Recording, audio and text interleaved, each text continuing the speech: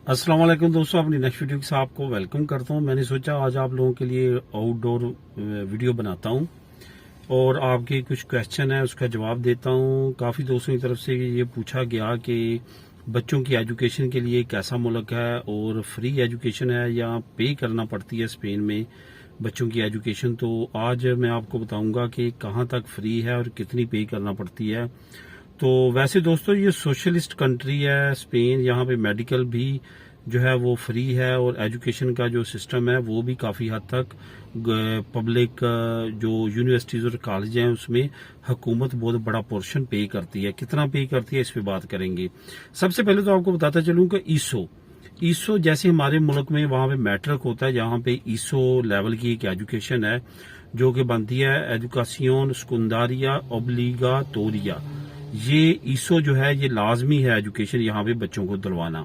अगर वालदैन वो ये एजुकेशन के लिए स्कूलिंग नहीं करवाते बच्चों की तो वो जुर्मदार ठहरते हैं।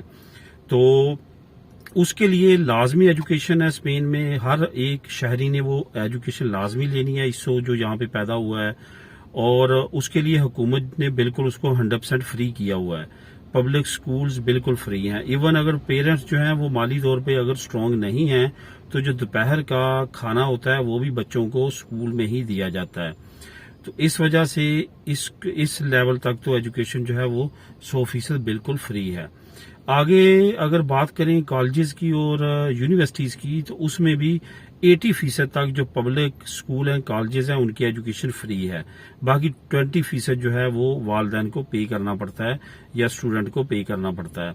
फॉर एग्जांपल अगर साल की 10,000 यूरो फीस है जो कि अमूमन इंटरनेशनल स्टूडेंट्स की नॉर्मल है 10 to 12,000, तो वो अगर स्पेन में पैदा होने वाला बच्चा जो है वो अगर पढ़ता है उसी यूनिवर्सिटी और कॉलेज में, या स्पेन का नेशनल जो पढ़ता है या रेजिडेंट परमानेंट कार्ड होल्डर पढ़ता है, तो उसकी वही जो है वो 2,000 यूरो होगी, यानी कि 8,000 यूरो जो है वो गवर्नमेंट पे करेगी। तो इस लेवल तक यूनिवर्सिटी और कॉलेजेस में भी राइट है यहाँ के रहने वालों के लिए।